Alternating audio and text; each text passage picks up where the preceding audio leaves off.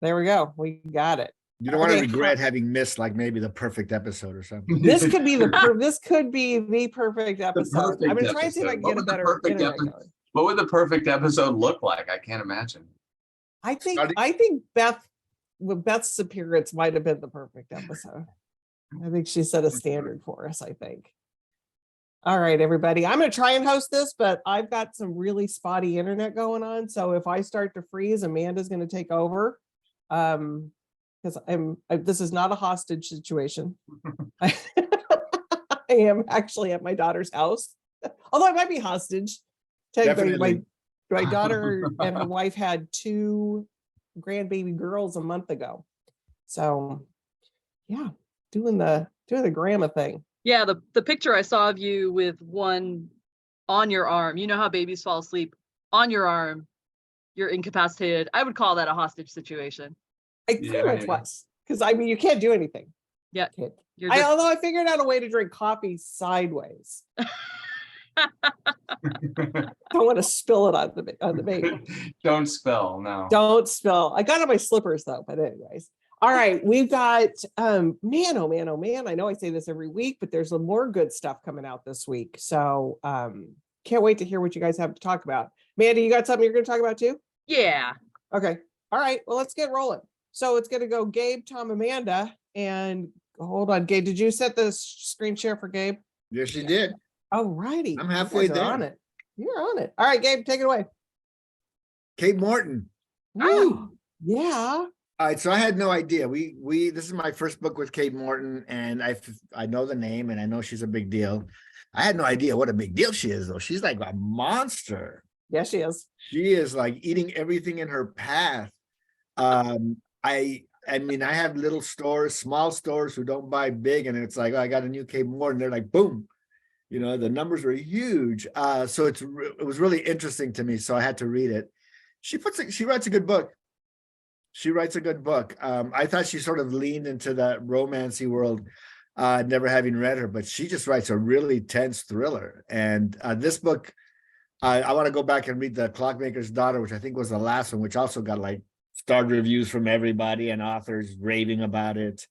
But in this new book, Homecoming, our protagonist Jess is an Australian, and she's been in London making her career as a journalist and for many years, and she finds herself unemployed.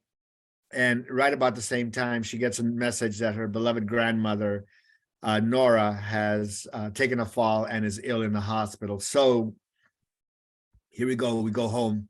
And when she gets there, she takes care of Nora. And while at Nora's house, she runs across a true crime book and finds that there's a connection between her family and this crime that was committed in 1959 at a grand country house. There was a murder, and was like great news in Adelaide, Australia. There was big news, one of the most baffling investigations ever.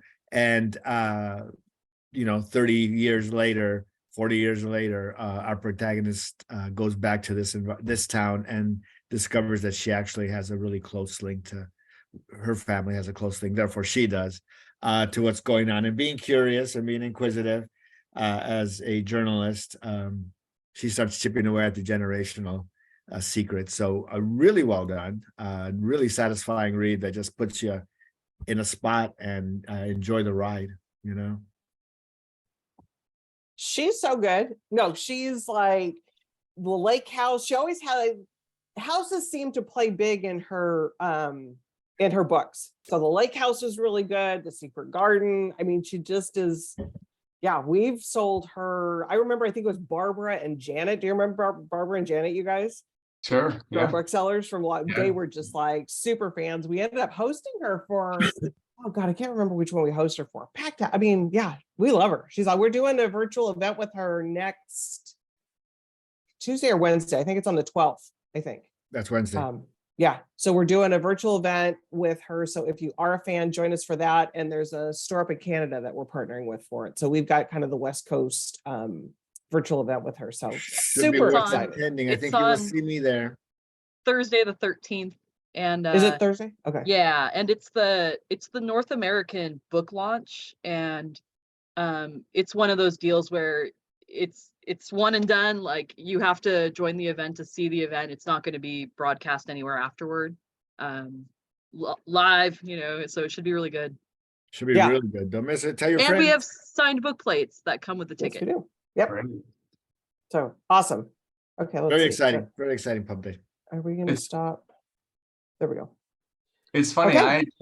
I know the name Kate Morton too. I never sold her, and I knew she was big, but I think I would have the same experience as Gabe. This would be a revelation to me to learn more about the books. Yeah, she's really, I mean, she's something else.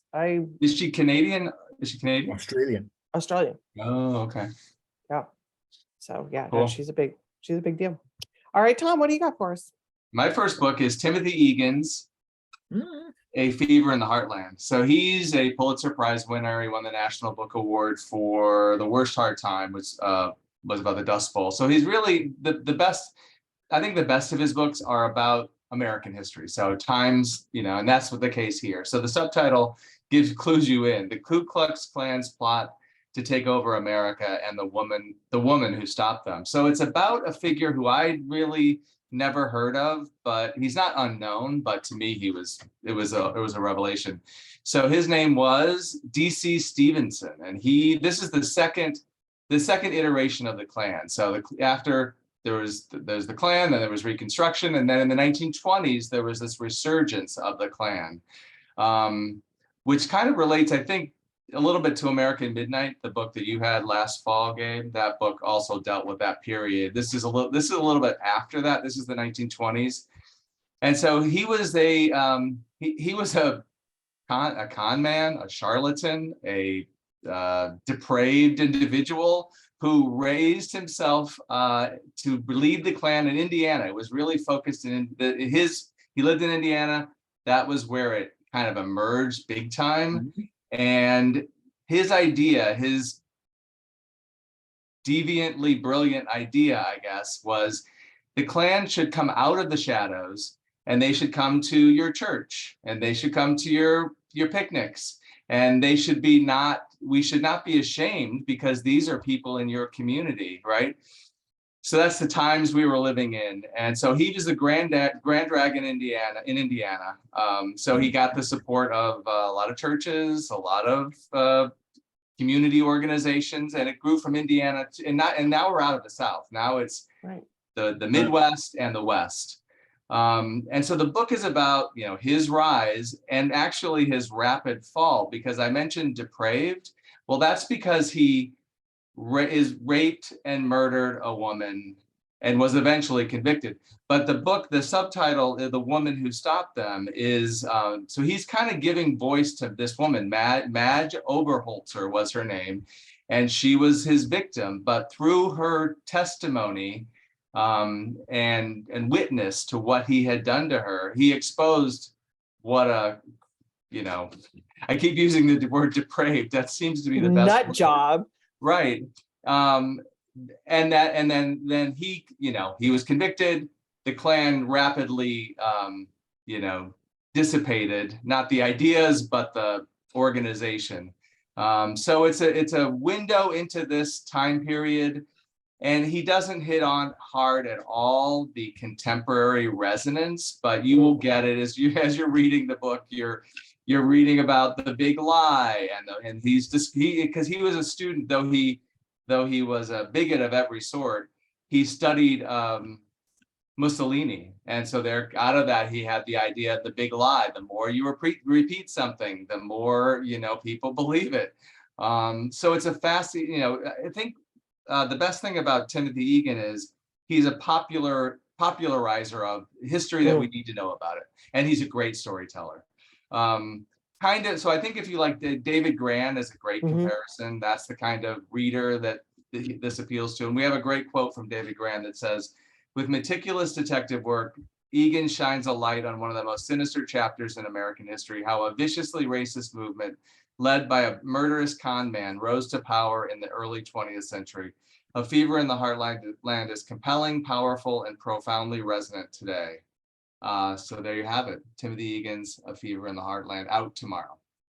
I was always stunned when I would see pictures of the Ku Klux Klan at like Madison Square Garden, Yeah. like in yeah. the 30s. Yeah. It's just like it just was stunning to me. The Yeah. numbers. I had the same and- reaction to that footage of that. Yeah.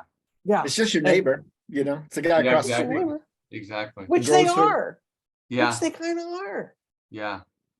Yeah, and that's kind of the whole thing, like you said about resonating today. It's like, go back in the shadows. Right. I mean, yeah, we've lived with this. This is the heritage we've inherited, but Right. Yeah. it So we all comes- seem it to think rises and that- falls and Right. And we all seem to think that it's like hasn't happened before, or Yeah. and the fact that it keeps can't happening happen is like, again. ooh, Right. yeah, history does repeat itself. It's on a perfect 100-year cycle right now, you know, Yeah, yeah. fascism and authoritarianism, and Right. Yeah. we're getting there. And We're it's getting all there. it's all very, and you can't explain it to people who don't understand, you know, people who have no Right. not real knowledge, really just, history doesn't Mm. resonate because they can't make all the connections they need to Correct. make. They're just like, we're Americans. It's like, Mm. you know, We're this, special. Yeah, like it's like it Yeah. wouldn't happen. Yeah, it's like Yeah. it's happening. It's happening. We're living it. yeah. All Yeah. right, Amanda, what do you got for us? I have a big chunk of a book. It's Big Tree by Brian Selznick. And it comes out tomorrow. Yep. And this book, okay, so I opened the book and I read the quotation on the very first page and I started crying. Like, that doesn't happen very often to me. On the first page it says, "On the last day of the world, I would want to plant a tree," from a poem called Place by W.S. Merwin. So the story of In Big Tree is that there are these sycamore seeds that are brother and sister, and their names are Merwin and Louise. And because of something happening in their forest, they're sent out to try to find a place to become a big tree, looking for soil, looking for water, looking for light. And they have to navigate all these dangers, these creatures and scary other plants and meteors, and the fear of just never being able to find the right place to become a big tree. And this was a book that was conceived of, I think, in collaboration, Brian Selznick in collaboration with Steven Spielberg, who was originally going to turn it into a movie, but I'm not sure that's happening anymore. But it doesn't really matter because there's this big, beautiful book full of Brian Selznick's signature, beautifully detailed pencil drawings. And it's like 500 pages, but it's for people, I think, ages 7 and up. Brian Selznick, a friend of Warwick's, said at an event a while ago, I remember him saying, when he was a kid, he wasn't the best reader, but he wanted to be able to like hold a huge tome and walk around with it and feel proud that he had this book on his arm. So all of his books are these big, beautiful tomes for very young readers. And we are hosting him at Salk Institute on May 8th. And if you can't come to that, if you just order the book through our regular link, not the event link, we will have signed copies as well that are available to send out to you. And if you're also interested in the audio version, it is read by Meryl Streep, which I think is really cool. So That's super cool. yeah, so that's Big Tree by Brian Selznick. I'll put the Libro FM link in the comments as well. Yeah, that's crazy cool. I did not know Yeah. that. Yeah, Yeah. And we just adore Brian and everything Brian does. he's so I cool. mean, conceived of with Steven Spielberg and narrated on audio by Meryl Streep. That's incredible. Yeah, Yeah. like 5 degrees, the 6 degrees of separation.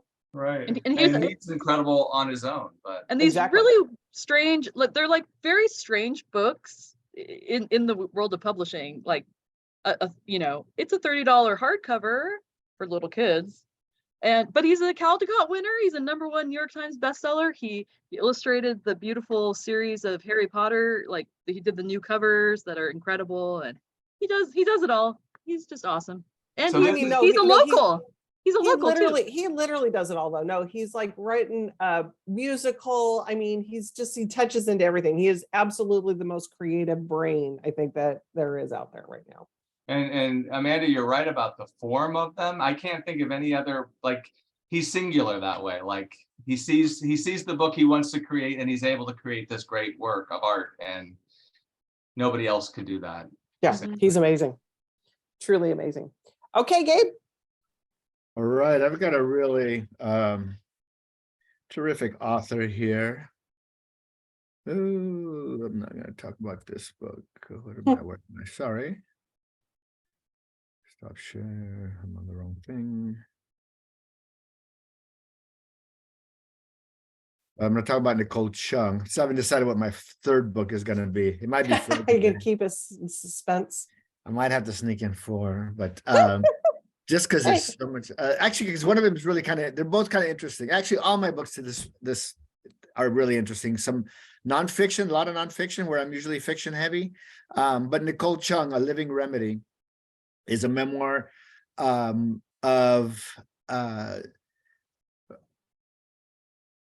it's a memoir of her life as her parents are passing. It starts off as her writing about her adoptive parents, who she grew up with, who adopted her and brought her up. She grew up in Oregon, in the Pacific Northwest. Not a lot of people like her. She was the only Korean for miles. She got to go back east, and she never looked back. She found a community, there are people like her, and she settled where she was, back east, and never really looked back. Then her father, who'd had a long illness, passes away at 67. And that's kind of the impetus of the book, as she's writing about the connections of family, because soon after her father dies, her mother, about a year and a half later, her mother's diagnosed with cancer. And then the pandemic hits, and she's on one coast, and her dying mother, alone, recently widowed mother, is on the other coast. And she's got to reconcile with the situation. She writes about how you can stay connected with your family in spite of all these things that occurred and the distance that was forced upon us. But at the same time, she has this incredible guilt of not being there to take care of her mother. And then it opens up the conversation about the social safety net that we don't have in this country. She discusses her father's death as a protracted, homicide, fueled by the failures of our government to protect people like him. She grew up with her family paycheck to paycheck. People who live paycheck to paycheck are not going to do well when they're retired. If you don't own a home, you're not going to do well when you retire. And all that stuff comes into play. You think you do all the right things and you still don't have enough. So it is a beautifully written story. It's a great memoir of family. Also how our lack of access to affordable care, to preemptive care. I mean, Texas just signed a bill to waive preventive care help for their citizens. I mean, how does that help anybody? Stories like these that are just going to ruin people's lives as they get older, when they have less and less access, less and less money. They're less and less capable and able to take care of themselves mentally, physically. All this comes to light. It's a suck in the gut. It's a suck in the gut. But she's a beautiful writer, and the reviews are terrific from every sector. Authors, major magazines, the Start Kirkus, Start Pre-Pub Reviews. She really is a well-respected writer. So it's all in the read. It's a rough story, but it's not a brutal story. In her hands, it is a touching family saga. And then she also finds her birth parents along the way. So there's a lot of stuff going on here. So kind of a Jeanette Walls, kind of a Glass Castle kind of thing is what I was. Yeah, just not as messed up, Okay, yeah. I love the cover. I love that cover. Yeah, it's a great package. It's a really good package. Yep. All right, Tom. Okay, so my first book, the Timothy Egan, was one approach to history. Now, a very different approach is Humanly Possible by Sarah Bakewell. The subtitle, 700 Years of Humanist Free Thinking, Inquiry, and Hope. So these are the key, like humanism, as she talks about it through the book, it means a lot of things to many different writers and thinkers, but those are the constants: free thinking, inquiry, and hope. So she's just a very delightful writer about kind of heavy, important stuff that we don't think about enough. And she's one of these writers that makes you feel smarter as you're reading the book, as you're reading about Erasmus and Voltaire, Bertrand Russell, all these thinkers who I don't think about that much and maybe don't know enough about. But she's coming at the history of humanism through biography, through these characters, and that's what makes it so much fun to read. She's the author. We didn't publish at the Existentialist Cafe, but that was a New York Times 10 best books of the year. It's already getting amazing reviews, and I just loved the read, and that's so surprising because it's not the kind of thing I normally gravitate towards. The reviews are incredible. The New York Times says Bakewell practices what she preaches, or since preaching would be anathema to a humanist, she does what she suggests. She puts her entire self into this book, linking philosophical reflections with vibrant anecdotes. She delights in the paradoxical and the particular, reminding us that every human being contains multitudes. So I think in this time when we keep reading articles about how the liberal arts in colleges are not being taught or studied or supported, it's important to have books like this to remind us of why this kind of thinking has been important for 700 years, and why should it die now? So Humanly Possible by Sarah Bakewell. Yeah, it's the lost art, right? Yeah. Crazy. Wow. I mean, sadly, and maybe it's cyclical. Maybe it'll come back. Well, that's why I love our partnership at USD, which is the College of Arts and Sciences, and the liberal arts college that's down here. Because I mean, STEM's important. Don't get me wrong, but we still have to have the arts. Right. We've lost the balance. Right. Right. So that's why I love books like this. I don't read them often enough, but when I do, it's fantastic. Well, and it's probably gives you some hope. Yeah, exactly. I know. Also a rare thing. A rare thing these days. And these three ideas: free thinking, inquiry, and hope. These are sadly lacking in so many of our interactions today. Well, and that's the whole thing with the whole book banning stuff that's going on. I mean, Judy Blume just put a thing out. It's just like, how are kids supposed to question, and just that's the whole culture in our society that exists, that is, anti anything intellectual. Right. Colleges are bad, Right. education, there's a war on public education, and that will destroy, if one thing will destroy our democracy, it will be the loss of public education. Right. Could not agree more. And this idea of parental rights trumping, and I guess that was a bad word, trumping, but amazing how we've lost that word. It's sad. It's not a bad word. I know. But parental rights in this case means a certain kind of parents' rights, not every parent's rights, which is infuriating. And Jodi Picoult said it best. It's like, you don't want your kid to read that book, that's fine. But you're saying you don't want every kid to read that book, that's the problem. I mean, everything is an indoctrination. I asked a guy one time, he's talking about, I'm like, grooming. You go to one drag queen reading and it's not grooming. You go, you get educated, your mind's expanded, you come out a better person because somebody read a book to you, and your mind's expanded, and you walk away and you're not like enslaved and shown videos of dancing in women's dresses until you join. Wait a minute. What's I mean, I could get really bad here, but it's like, what's the Pledge of Allegiance? What's going to church? That's all. Probably shouldn't go there, but I probably shouldn't go there. I'm gonna go to Beth Doherty's comment, because I basically said, Gabe, you probably do have time to do a fourth book. She's saying, go ahead and do it. She's giving you permission. You're the best, Beth. Thank you. Someone's got to control keep the. All right, Amanda, what are you gonna do? Save us, Amanda. Save us off this.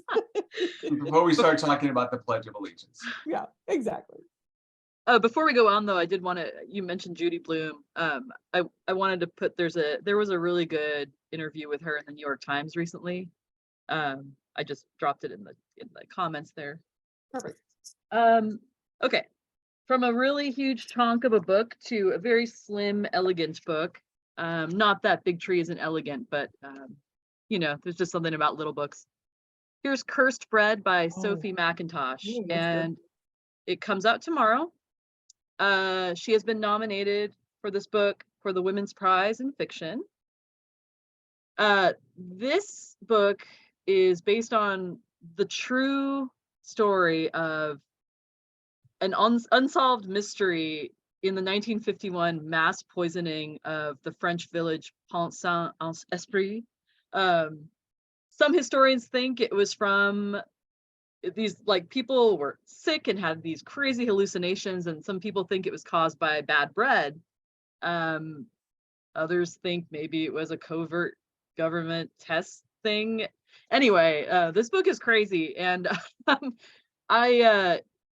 it's classified as historical fiction, but to me it read like horror, like real horror, and not just that story, but what goes on in the mind of our main character. And it's about all the horrible small indignities people can suffer in life, and how vulnerable you can be when you cross paths with people who aren't really good for you. But it's like hypnotic. It really is a very excellently done book. Sort of depraved as well.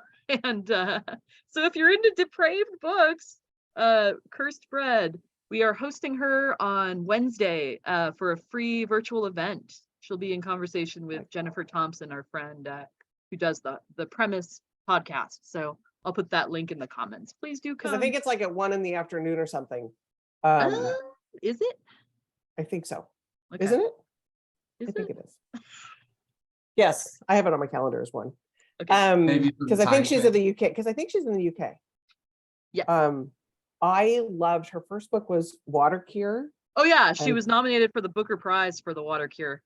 I loved that book. That was Yeah. such a good book. I remember reading, the reviews were incredible for that book. Yeah. So she's the real deal. She is like, yeah. But she's up against her and Cecile Penn with Wandering Souls. They're both long listed. So it's like picking a favorite kid. It's like, I wonder when the shortlist comes. Must be yeah, soon. I don't know on that one. I don't know on that. Seems like part. it's been a little while since we've had that list. Yeah. All right, we got the lightning round. So let's go. Who are we back to? Gabe? Gabe. So I Gabe. just wanted to say, Sarah Bakewell, I read Living a Life, the Montaigne book, like Yeah. a decade ago. Oh, Yeah. And I'm How like, to live. I want to It's read called How to more. Live. How to Live. Yeah, Yeah. that's a good one. Yeah, and I was like, I need to read more of her books, and then it's just, you go on to other things, but it's a good Right. reminder because she's one of those really fun, and very accessible and fun and lively narrative, and really enjoyable read. As I've been reading a little more nonfiction lately. So my third book, oh man, Decision. Give us a teaser on one of them that you're not going to talk about. one of them is Tennessee Williams related. Okay. It's not this one. Love Tennessee Williams, but okay. All right, American Ramble getting great reviews. Look at that. So I just thought this is really interesting. Blanche Dubois. So Blanche Dubois is examined under a microscope by Nancy Schoenberger, and she's done a number of biographies and Hollywood books. Her husband is Sam Wasson, Oh yeah. who did a really great book for us and it's got a weird title, 4 a.m. Tuesday or something, about Audrey Hepburn and filming the George Papard movie. Yeah, the Breakfast at Tiffany's. Breakfast at Tiffany's, which was a lot of fun, a little small volume, which was a lot of fun. So anyways, this is the life and times of the character. She is elevating Blanche, who is like the number 2 female in the play, who actually steals the show, and what a powerful character she is. And she elevates her to like a Hamlet. She says Blanche Dubois is as important to literature and is as a magnificent literary figure as Hamlet is, and as important as Hamlet is. Wow. I'm like, shit, you know, you got to think, and it's like, it's not, probably not a stretch. You know, this play has been done a zillion times on millions of stages and played by a number of actresses. So it is a look at the character of Blanche Dubois, the importance of the character of Blanche Dubois, but also for the fans of Hollywood stuff, which I am of, and movie people, it is a really fun look at the number of, you can't do them all, but some of the key players who have played Blanche Dubois through history. And that's a really it's a real delightful piece of this book too. So really fun. You know, pick it up, put it down, pick it up whenever, put it down whenever. It's that kind of a book. And I think makes you think a little bit. It's a brilliant idea. It's a great idea. I haven't seen a book. It's like I haven't seen a book like this about a character. Yeah, I was thinking the same thing. You know, there's stories of, you know, the actors, or there's stories of the plays and Right. the playwrights, whatever. But it's like, yeah. So That's interesting. Okay, give us a couple minutes spiel. What was the other one you're going to talk about? The other book is a travel book, and it is a fellow who takes travels through 5 states. It felt a little Blue Highway. Y'all are too young to remember Blue Highways by William Moon. In the Young. I don't remember that book. 83. You were in diapers, Tom. Come on, 1983. But it is a really well written, and Nathaniel Philbrook gave us a great quote, and Burns gave us a great quote. Wow. So it's getting some, getting some really good reads and good attention. It's not the kind of book that you think is going to like blow you away and knock you out, but it is just, when you got good writing and a good storyteller, it really is a really neat little book. What's the title of it? The title, I'm gonna have to share the screen, man. Look at my you memory's bouncing. bad. We got a little bit of time. American Ramble. Okay, there we go. All right. American Ramble Perfect. by Neil King Jr. Thank you. Sure. So 2 quirky books to finish off with. So my lightning round is the mostly true story of Tanner and Louise, which was out last week. First time we've published Colleen Oakley, but she's published a lot of books before. This has a very, easy concept. So Tanner is 21 years old. She's kind of like drifting, not sure what she's doing. Life isn't really going the way she wants. She's hired to take care of 84-year-old Louise, who also doesn't really want a caretaker. Their daughter is making her do this. And first, they kind of are contentious, and but Tanner seems like a good kid, and Louise seems like a harmless little old lady, until Tanner sees a mugshot of the jewel heist in 1975, and then they end up on the run, these two. So we're taken back, of course, to Thelma and Louise, but a very different duo. An FBI agent is after them. So it's just a fun romp. It satisfies all those itches that you might have for a book like this. Like, it's a road trip, and it's pretty nice to see a book of, you don't see a book pairing a 21-year-old and an 84-year-old. I can't think of one. So it's a Good Morning America buzz pick for this month. Getting a lot of really great, early buzz. The author, of course, she compared it to Thelma, brought up Thelma and Louise, which is in the title, but also Hacks. She said, if you like Hacks, you might like this book. So there's a lot of audience, there's a lot of ways into this fun book. So that's mostly true story of Tanner and Louise. Totally I love it. something. Who was that? Wait a minute. What was that? Was it Harold and Maude? There's no Harold and Maude kind of. Oh, yeah. references. Oh, yeah. I Great. love that Bud movie. Cort and Ruth Gordon. Love that movie. It's a That great was movie. Such a good movie. Oh my God. That sounds like a good one. Is Yeah. that a Pam Dorman book? No, that's a Berkeley Berkeley? book. Okay. Yeah. Yep, they do. Where there's a quote on the cover by, people like it. We have a Taylor Jenkins Reid quote that she calls it an absolute blast. So I think it's the reader of anybody who likes that kind of Yeah. well done pop fiction. It's a fun read. Yeah. It's a good fun read. Okay, Amanda, why don't you go close us out? Okay. I'm looking at the description of Tom's book, and it says she can still walk fine, finish her daily crossword puzzle, and pour the 2 fingers of vodka she drinks every afternoon. Speaking of day drinking. Well, I'm bringing it back to a chunk of a book that Tom has discussed, and I got a copy, and it's so beautiful. Lapidarium, The Secret Life of Stones. This book rocks. You've been waiting to do that, right? It's really, it's so gorgeous. So it covers, how many is it? 60 stones? Sounds right.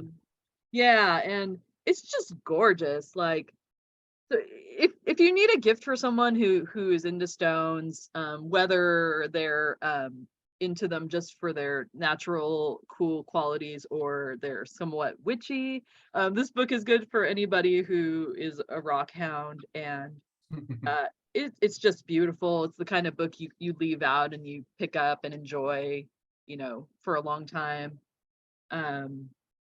Yeah, really engagingly written, references from, history and pop culture and everything. So yeah, that's Lapidarium. I'm so happy to have one. Oh I my God. love- You turned out you were the perfect reader for that. I love the cover. It's such a good cover. All righty. That was, God, we got done in record time today. That's why we let you do your other one, Gabe. You have a fourth one you No. want, Tom? I mean, I do, but not right this second. All right. Tom and I don't Alrighty. need words. We're quick here. So Is Wow, Julie she made it to Did the we- end. Did we lose her right at the end? She's back. Oh, good. No, she's frozen. Now Right, she's- you- Now she's frozen again. yeah, exactly. That's what it is. Back again? Now you're back. Oh, you're just Oh my goodness. Not really. That's with you no. now. voguing. Madonna Me? said, Yeah, right. Present. All right, let's just cut this off. I won't even try and sell anything else.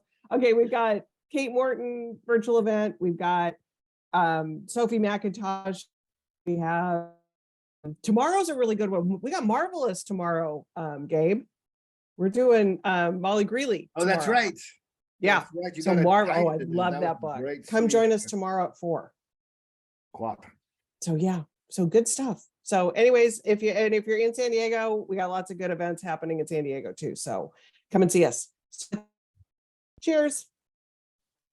Bye, everybody. Oh yeah, that's me. You gotta let us, you gotta